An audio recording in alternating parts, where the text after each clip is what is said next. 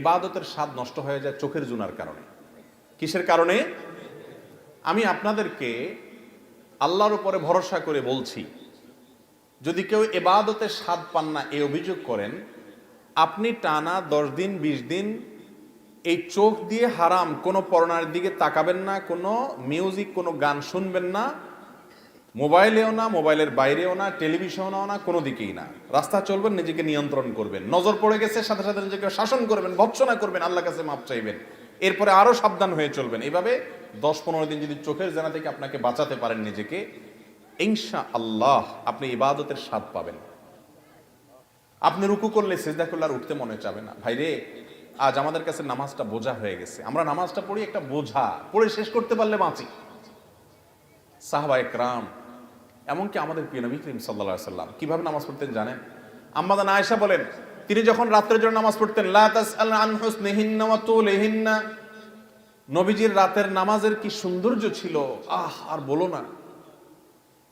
যখন তিনি দাঁড়িয়ে কিরাত পড়তে থাকতেন, এত লম্বা সময় পড়তেন, আমরা মনে করতাম হায়রে রুকুতে আর যাবেন না মনে হয়। রুকুতে যাওয়ার পর সুবহান রাব্বিয়াল আযীম, আল্লাহর পবিত্রতা বর্ণনা করছেন, মালিকের সামনে নিবেদন করছেন তাসবিহ। এত বেশি ভালো লাগা কাজ করতো, নবীজি রুকু থেকে আর উঠতেন না। আম্মাজান আয়েশা বলেন, মনে হতো তিনি আর উঠবেন না, মাথা তুলবেন না। ভয় হতো যে হায়রে এত সময় ধরে তিনি রুকুতে আছেন, কষ্ট হয়ে যাচ্ছে, মাথাটা কেন তুলছেন না। এরপর যখন মাথা তুলতেন, এত সময় ধরে দাঁড়িয়ে আল্লাহর প্রশংসা করতেন, হামদান কাসীরান তাইয়িবান মুবারাকান ফি রব্বানা ওয়ালাকাল হামদ। এত সময় নিয়ে বলতেন, মনে হয় যে আর সিজদা যাবেন না। আবার সিজদা গেলে একই অবস্থা। সবচেয়ে মজার জায়গায় সিজদায় আমার মালিককে আমি সিজদা করছি, এই সিজদার বিনিময়ে দুনিয়া এবং দুনিয়ার মধ্যে যা কিছু আছে সবকিছুর চাইতে উত্তম হবে, মালিকের সবচেয়ে নৈকট্য অর্জন হবে। আকরাবু মা ইয়াকুনুল আবদু মির রাব্বিহি ওয়া হুয়া সাজিদ, বান্দা আল্লাহর সবচেয়ে কাছে যেতে পারে যখন সে সিজদায় চলে যায়। প্রধানমন্ত্রীর খুব কাছে যেতে পারলে, প্রেসিডেন্টের খুব কাছে যেতে পারলে আমাদের গর্ব হয়। দুনিয়ার প্রধানমন্ত্রী, দুনিয়ার প্রেসিডেন্ট, দুনিয়ার রাজা, দুনিয়ার সমস্ত মানুষের মালিক যিনি, বাদশাহ যিনি, রব যিনি, সবাই যার গোলাম সৃষ্টি, সেই মালিকের সবচেয়ে কাছে যেতে পারে মানুষ যখন সিজদায় চলে যায়।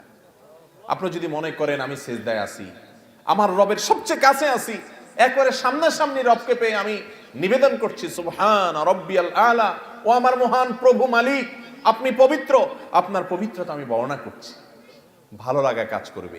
নবীজি সাল্লাল্লাহু আলাইহি ওয়াসাল্লাম লম্বা সময় সিজদা করতেন, উঠতে চাইতেন না। আর আমাদের অবস্থা হলো নামাজ তাড়াতাড়ি করে শেষ করতে পারলে বাঁচি। নামাজের পরে যদি বৃষ্টি হয় তো মসজিদের দুয়ারে এসে সবাই এমন ভাবে একত্র হয়, মনে হয় জেলখানায় আছে, বাইরে হওয়ার জন্য সবাই পাগল হয়ে গেছে। ঠিক না ঠিক?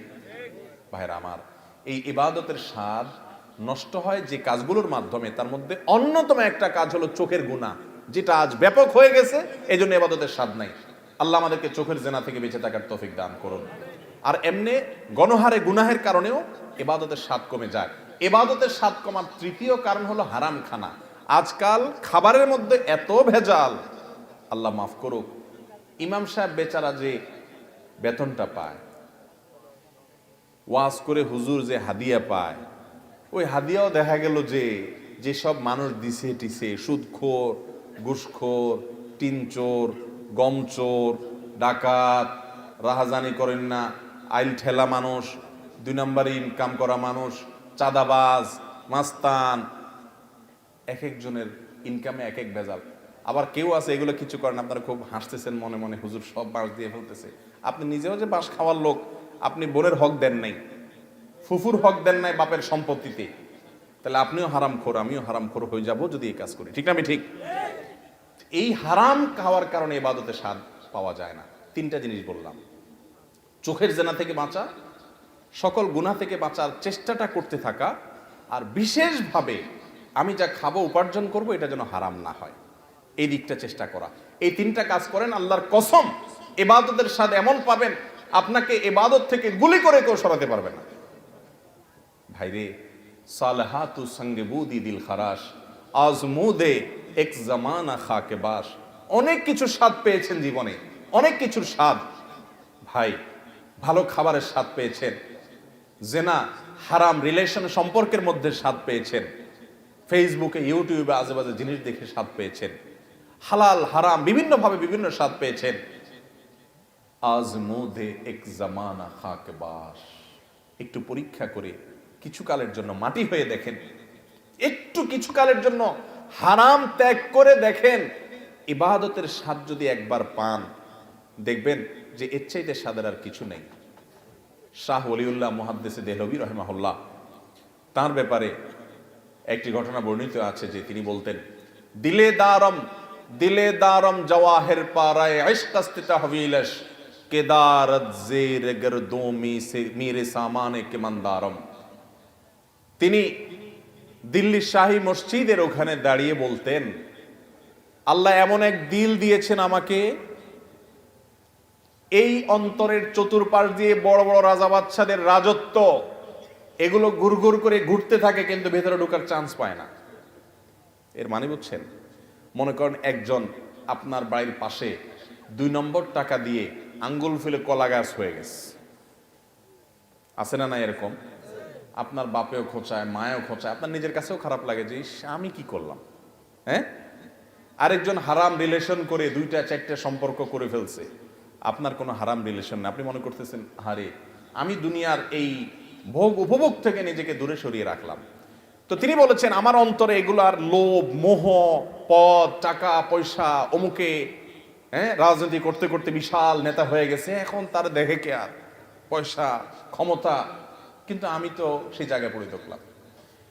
মনের মধ্যে এগুলো ঢুকতে চেষ্টা করে, এগুলার বড়ত্ব মনের ভিতরে ঢুকলে তখন আস্তে আস্তে সেগুলো করতে মনে চায়। তো তিনি বলেছেন এগুলো সব আমার মনের চতুর্পাশ দিয়ে ঢুকে কিন্তু ঢুকতে পারে না, কারণ কেদারত জের গরদোমি রেসামানে কামান ধারম।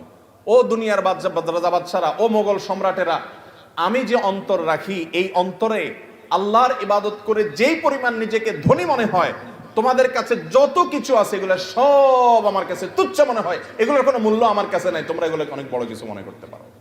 মুসলমানের নজর হবে সেরকম, এগুলো কল্পকাহিনী মনে হবে। এক সময় আল্লাহর নেককার বান্দারা পৃথিবীতে যারা ছিলেন তাদের কাছে এগুলোই মনে হতো। সাহাবা একরাম, বড় বড় সম্রাটদের মাথার উপরের মুকুট স্বর্ণ দিয়ে তৈরি, মসজিদে নববীর সামনে এনে রাখা হয়েছে।